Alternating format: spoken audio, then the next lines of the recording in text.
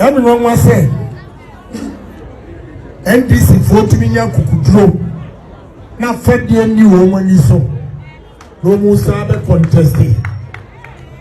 If you say and next a choir NDC for any fast so and what they are here. Oh no, the Billian and Disability. The December, you don't run a pity. Sababona Yabono. Sir, we are a Dianani, not Uwa, and says a bro to me, Befawa Kuna. So, Davida, a Dianani Ua, a Dianani, the Dia. Ya mom quite and net, ya mom quite now. Why am I fast? So I'm a tete and a scummy. I don't care who be able. Nanka misusu say MPP for no na wa say wo mo jai sa city mai efri say ya ni president tete so ya ni DC wa ha ya pe MP abehye na wo mo afa adwene e de aprempuntu amam sabre NDC ewo 2/3 majority ewo parliament dia ya pese ye bia no ye beti me ayo na 88 no ode ba akoko kan say 87 ode ba akoko kan ho 88 stay muntimi nya we de mbeti me aya ne workout ne press conference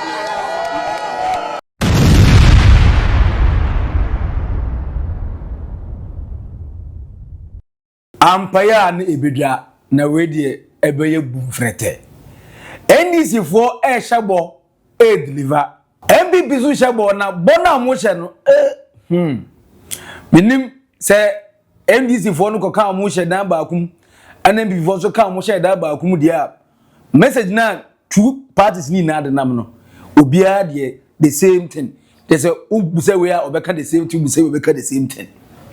Dr. Mahmoud Bawumia papa no say onya president that still obedi na wa trade the ntia eneskumi ofa suwi amanfo da na doctors pa hu kene de kompre ko Agyapong so ko can the same thing na Johnny who say monto was relax no response the mamo NDC na minim say amanfo de room on na nam na say na MPP for na de namo say Ghana for na de hu ya na de namo no mzi chief of staff Julius Debrah ni Asiedu Nketia omo nka baako say minim say we camera optics they say yenye show down kakra na amanfo hu say find dia ba we die as no muni agi correct na enu ati no Asumadu Solomon our person we honorable Edema Akwatia from the ticket of the MPP papa ne say mama he de NDC vo ye no ne krokro de job na mo no NDC vo na wura street no so comrade for former finance minister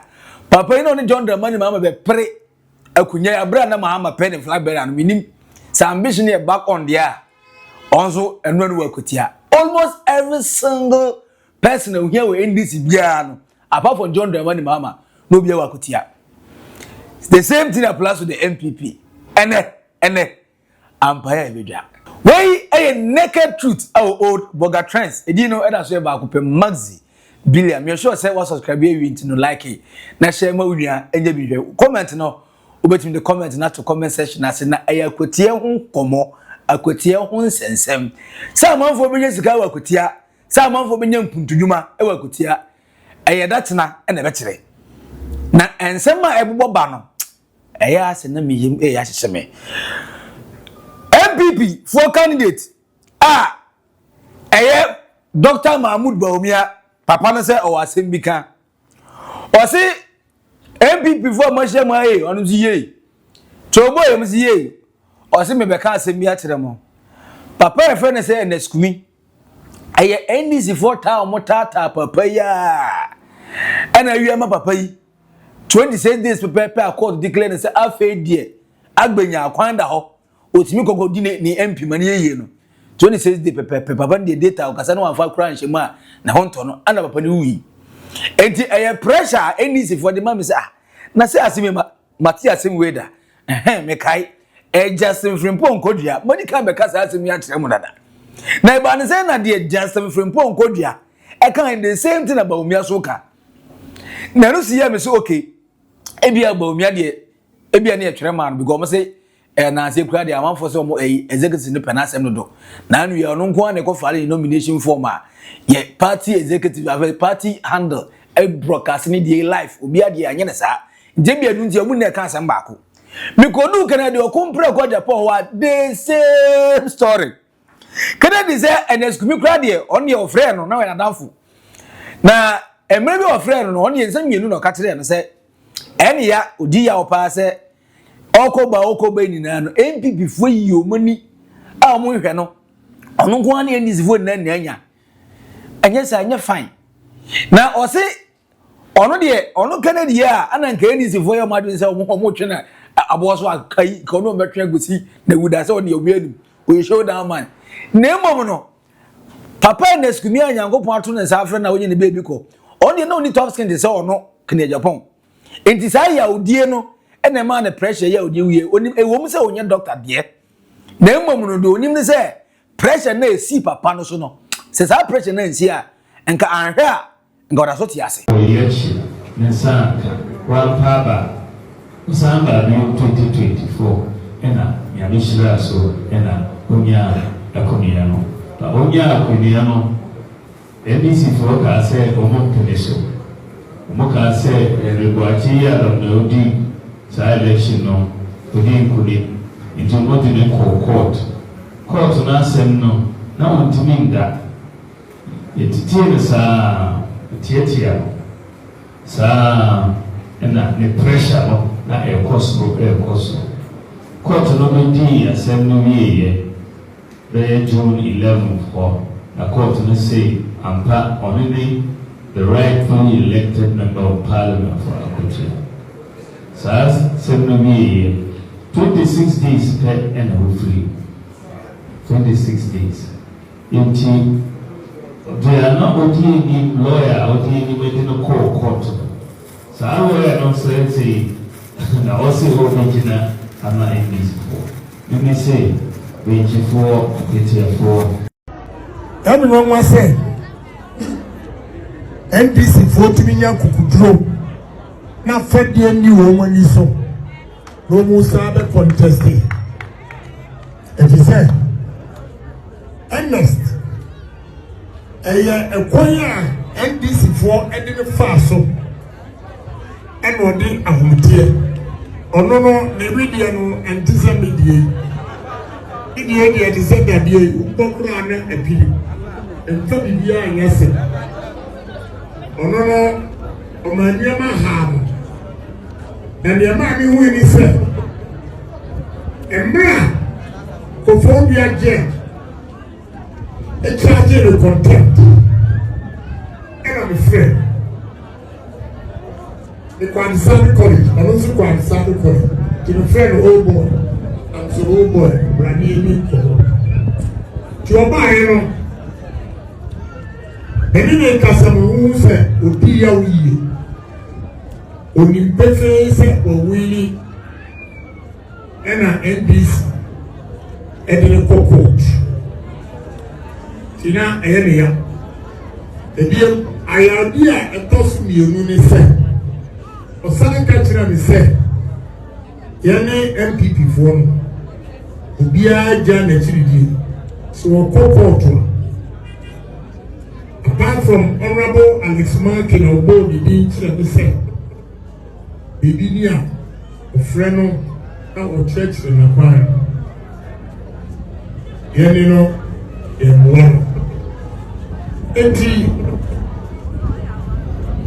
uhe putudu a odi free mu no a enye doctor enye pathologist and komo a ni di ye no e kire o fe stress any pressure any cool awo wo ma na pressure no any wo mani so e sa ba se ene yetinya ma na free mu tire ye sa the contest asorma we dey media no mamba so panyi wa ha odi fun cancer asefo enyinam enim history ni nyina ho ifun cancer no no wa nyinam ena di fun tewia no wo akem across and on Nketia wokwa yesa yenemu anya na yebu ebuom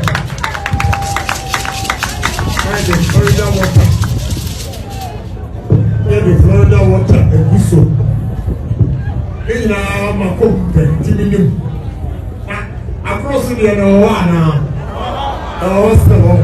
and one of these days very powerful give me some baby me I get to eat every stable aha baby I do know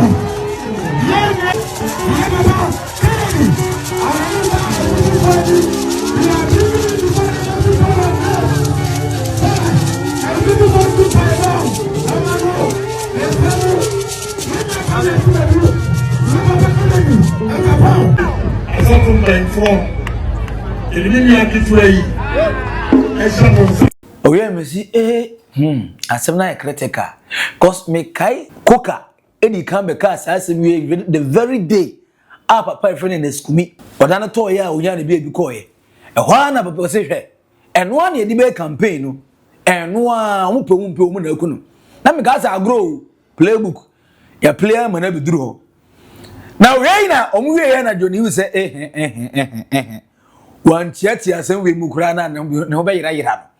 I say oh Dr. Mahmoud Bawumia na nka obi e be kasa wo wampa. O say na to me be na odi kasa o kasa asne personal doctor. O kasa asin someone na wonya the autopsy report ni bi ahwe. Na den na ma wonya asa avim no kasa asem no. Na the question is very simple. Enya wo na ogina witness box in 2012.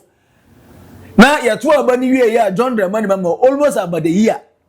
Na the IAU were not there. They be ogina court.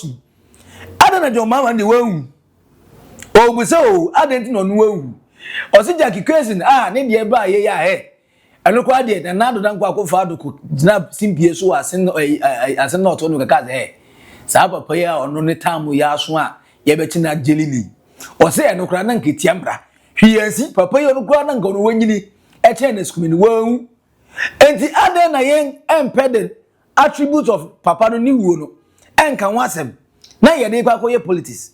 O si sa emotional campaign politics we die. Enka time atwam na dado. Kaba na ni kwan se we political party ase we side. O se munya we se Ghana for na se omanyini o. Na se Ghana for no stand follow sympathy vote ndi o. Munti ye o.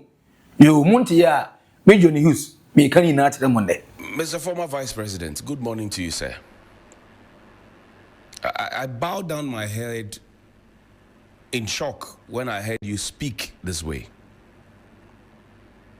You see, politics is a contest of ideas, as I was taught in school. And Harold Lasso will say politics is who gets what, when, and how. It doesn't say why. It doesn't say how. So this is an emotional campaign. In political science, we call it propaganda. This is a technique of propaganda. Dr. Jisa, good morning to you. It's a technique of propaganda. That NS Yakumi, my good friend, was taken to court, and because of that, his pressure rose and he died. Which autopsy report are you reading from, sir? No, I want to ask you, Mr. Vice, please. Which autopsy report are you reading from, sir? Did the doctors tell you this, or you are assuming? The word on the street is that when you were in the witness box, you and I were not there, talking about what had happened in the 2012 elections.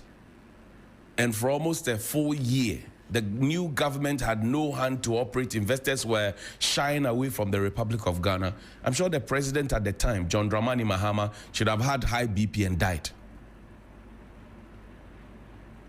Mr. Jachi Kwesi, in the word on the street, looking at his age and some issues that he may have medically, he was literally dragged.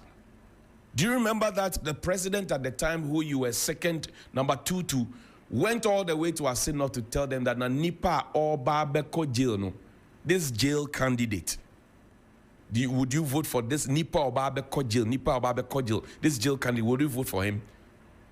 While the matter was in court, this is a senior lawyer, Tower. If you read the Ghana law reports, you go to every law school, his cases are being taught. It was prejudicial in this country. He was president. He knows the law. You were number 2 for him. That should have given Jachi Kwesi BP and in fact stroke and heart attack at once for him to have died. Did he die? Look, his election was even dissolved to the point where he was prohibited from entering parliament. That should have given him BP. My good friend Ernest was in parliament, even though there was supposed to be an injunction. He swore the oath in parliament, sat in parliament, and was ready to bear the consequences. That's why I'm asking you, which autopsy report are you reading from? Mr. Former Vice President, let's raise the debate. You see, the people of Ghana, they have gone past this deal. Thanks to Johnny's Bites. We have gone past this emotional blackmail. No, we have gone past it. Where somebody's husband dies, let's put the wife there. Or somebody's wife dies, let's put the husband there. We have gone past it a long time ago. The people of the Republic of Ghana deserve better. The people of the Republic of Ghana, they deserve better. Wage a better campaign. This campaign is weak, is dead on arrival. That because he was taken to court, Do you know how many people have gone to fight their elections in court? Afo Tofi in the what's the constituency to the end of the country towards Côte d'Ivoire. I can mention so many other people who fought their cases in court while their colleagues were in parliament. They were waiting for their turn. Should have given them BP. They should have died too. So which autopsy report are you reading from, Mr. Former Vice President? It's a simple question I'm asking. I'm not being disrespectful. I'm just asking you and giving you examples to weigh against. It is this kind of same emotional thing that was what might have inspired the people to block General Asiedu Nketia from entering the funeral grounds, because clearly you could see the woman was doing pure incrassism.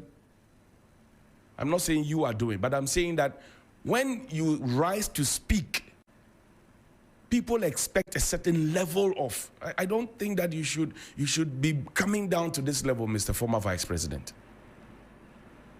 Desperation should not be the No. The kind of respect that Ghanaians have for you as former Vice President of the Republic, and some people want you to be leader of the NPP going into the 2028 elections as flag bearer. These are not the kind of utterances that you want to be making. Because if you don't take care, it will come back to bite you. I have stood here and consistently said to you that most of the people around you are not looking for your best interest. They are looking for what they can get from you. I'm telling you. Most of the people around you who give you such advice to go and make such public utterances and public speeches, they are not around you because they want the best for you. They are around you because what they can get from you. Sit down quietly and look at them. They are fair weather friends. When it's good, they will fly with you. When things start going south, they will move away. When you lost the elections in 2024, all the people who were behind you, who were charging that, hey, Bawumia, you see that they have joined other camps. I said, most of the people around you, even now.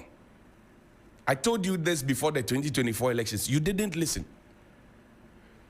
Post the 2024 elections, I'm telling you again, prune your team. There are only a few of them who can tell you what the truth is. Whoever advised you to come and say this at Akwatia before the chiefs, he didn't try for you. And you also did not try for yourself.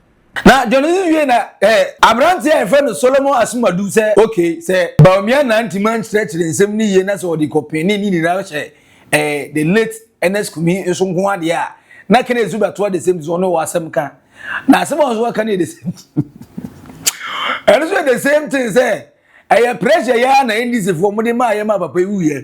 No, we are saying to you, say, on what you knew, on what you need the idea.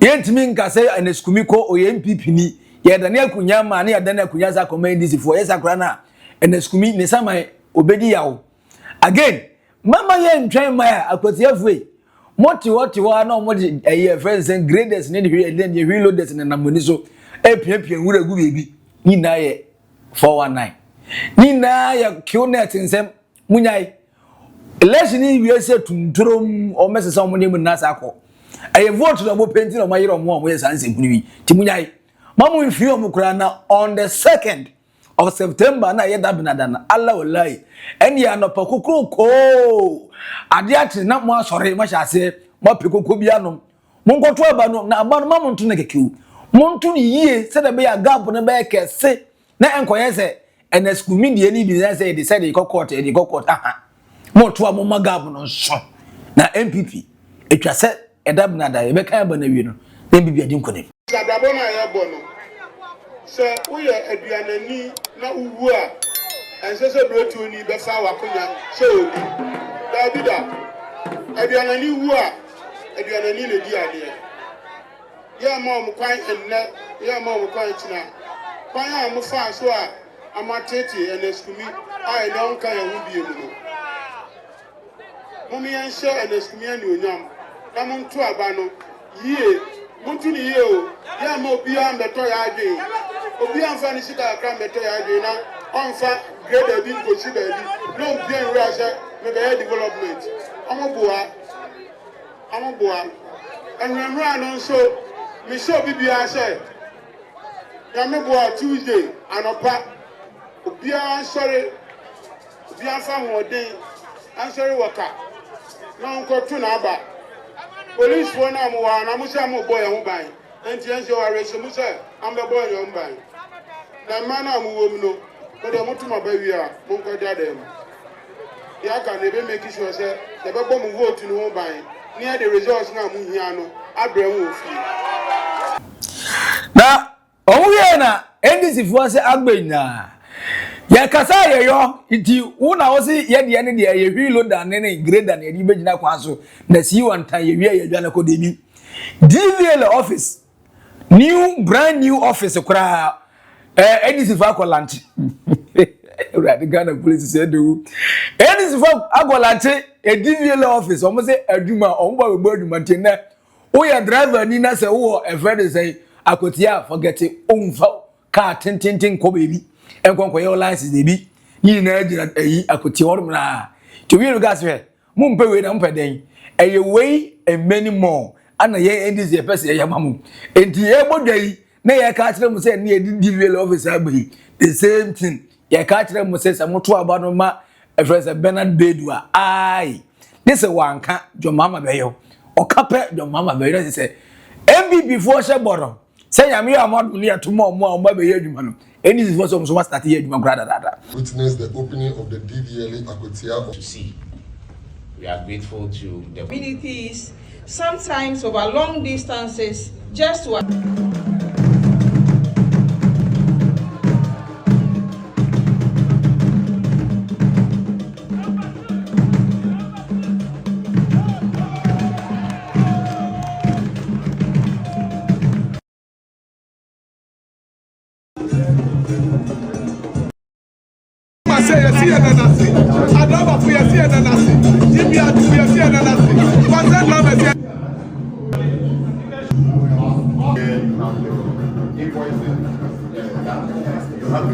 Abra Johnson Asiedu Nketia the chairman edema NDC papa no ekoso ye friends Bernard Bedu ensa se opese obefri Akwatia ha akwakoduru nkran no na honorable abeka Bernard Bedu edin ho mana be honorable Bernard Bedu dodo no yanya no emu bia MP ni wa obeka sama Akwatia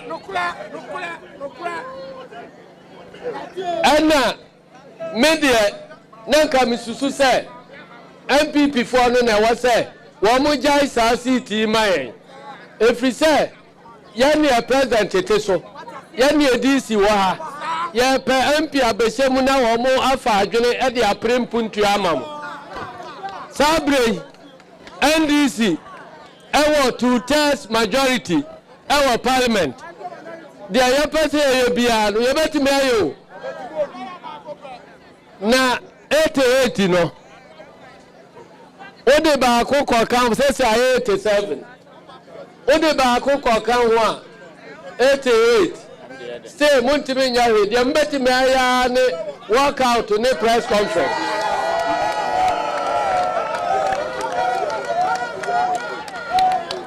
Ayezu mo pe empia oko pre ekwaye bremo oko pre ensupa bremo oko pre suku adaya bremo oko pre adwuma bremo ana mo pe empia oko na ye ka semba akumienu a o say workout wa mo sori na ya koye press conference boso mesu a wakoji na katua di na sede wanji akwantie no na saa na te ana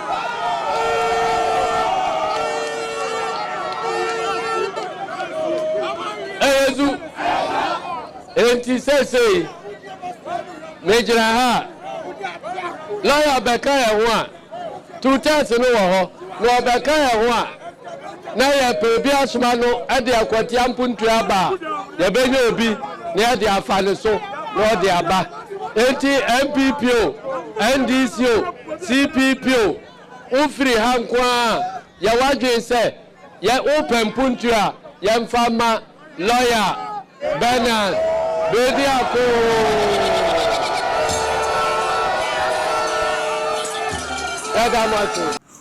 no the chief of staff Julius Debrah so the 12 say John Dramani Muhammad Sumano na ne nante say ni say hey John Muhammad say so mo yire mo na mo to about massively e de ma Bernard Bedua ai na so bebe no ntem de obeka so be person oye bia no be ye enti diwe de ne kra de ne ketewa mu no na mu ye no ye wuza Asiedu Nketia Bernard Bedu ana chief of staff asabi pa omuni sim sekre sekran John mama John ana ma for say na nye we mu na NPP voice na Akwatia say chief of staff Julius Debrah na Asiedu Nketia omonka jese omoti ado amoma so we hu we ya na we afa we hu we ya na we mu na nanim na ni chie ai say onye okra ati wona ope na mawe na wo ma no na to hye wa no otimi bu oni 2 million times sa pepepe ana Julius Debrah any friend say Johnson Asiedu Nketia akwakoye ba say we omu say amanfo say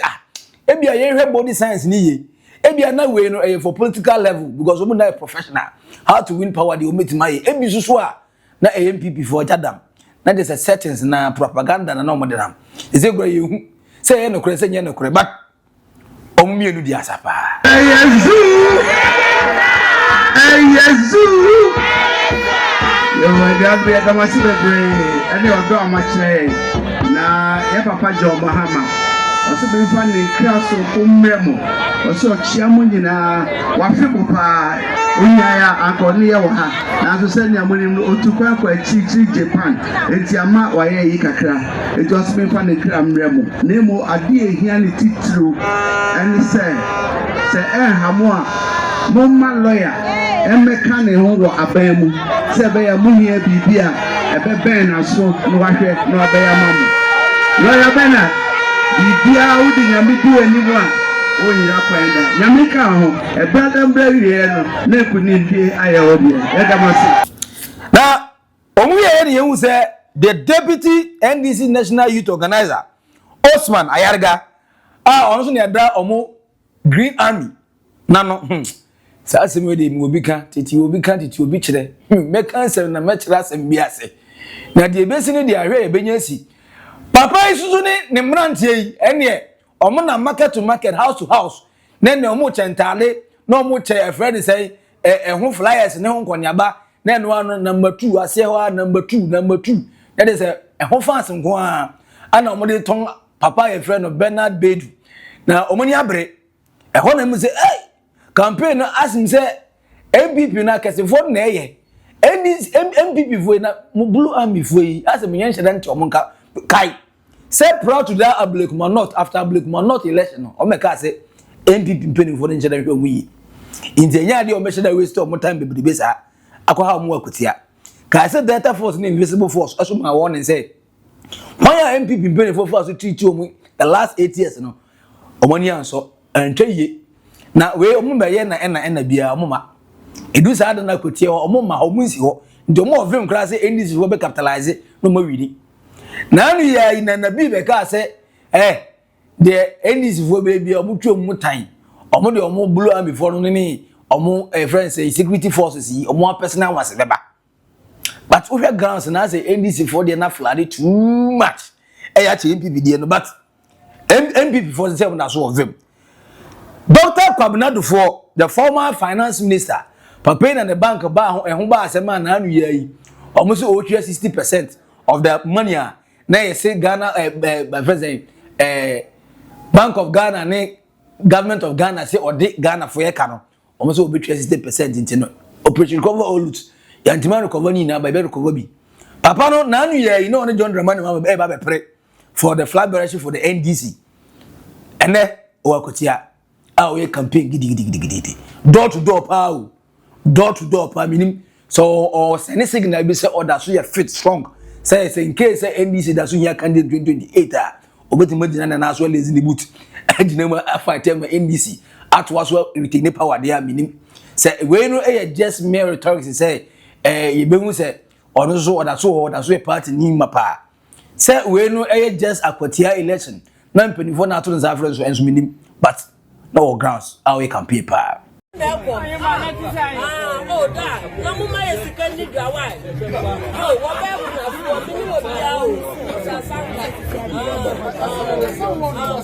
Sorry, I'm not calling. And now I say no, come wine, so I never had a capacity. Wait.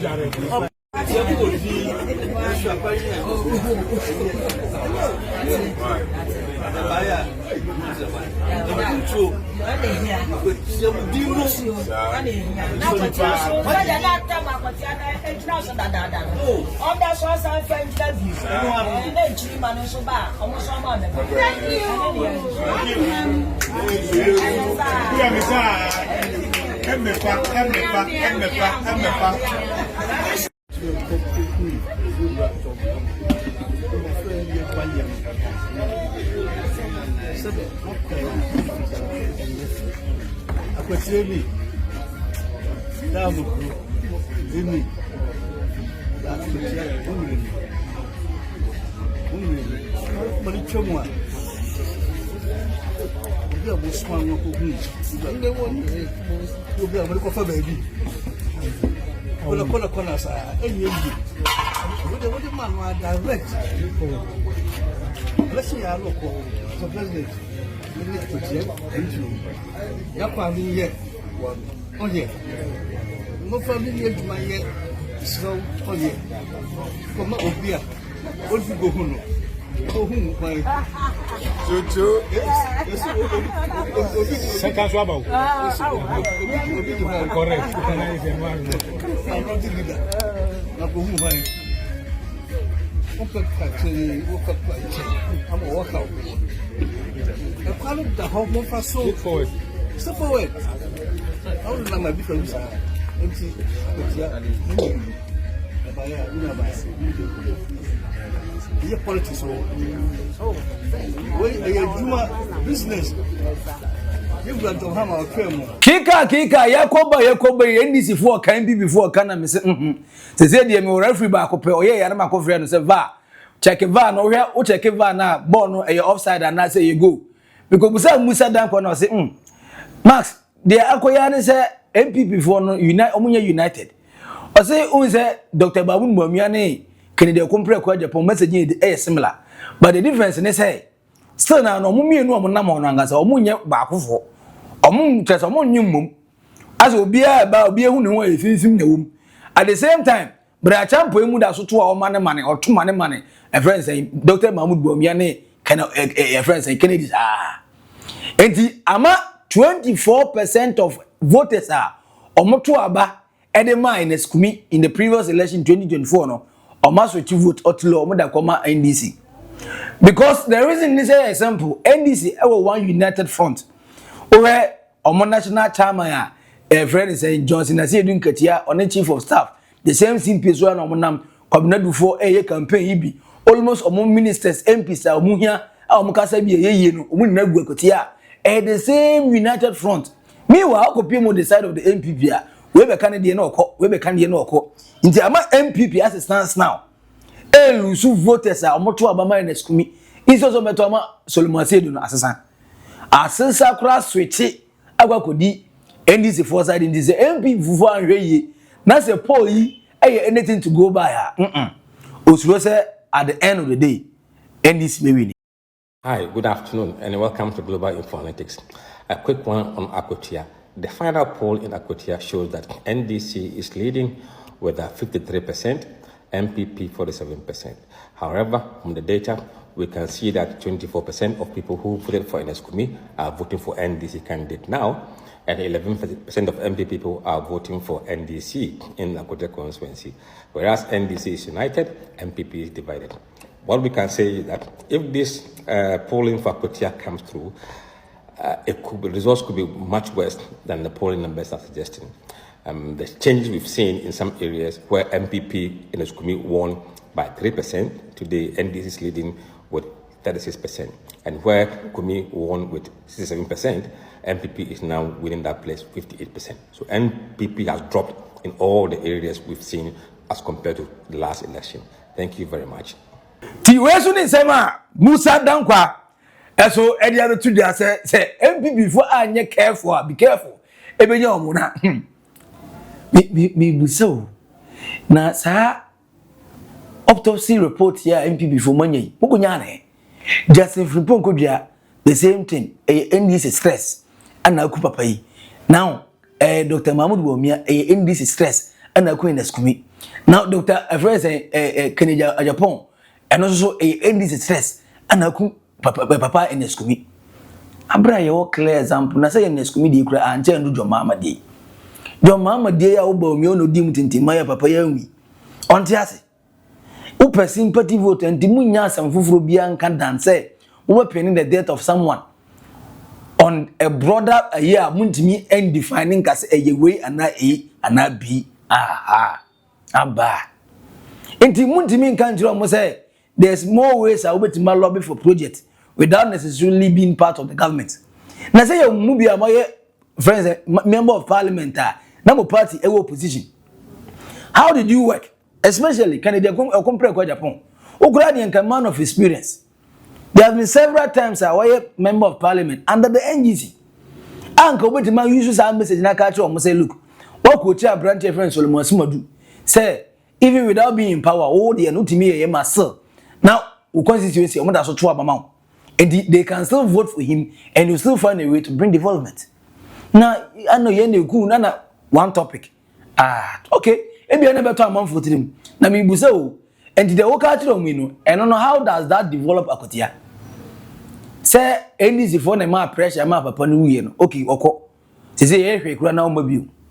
Ana police report bia so ma yenkoche NDC ni bia. It is here, you know, the question is how then will that message now modern man? How is it going to help the people of Akwatia? How is it going to help them in the next 4 years? How is it going to put development on their tables? How is it going to improve their standard of life? Ebe, mutimunyai. Oh, emaya madi say nya.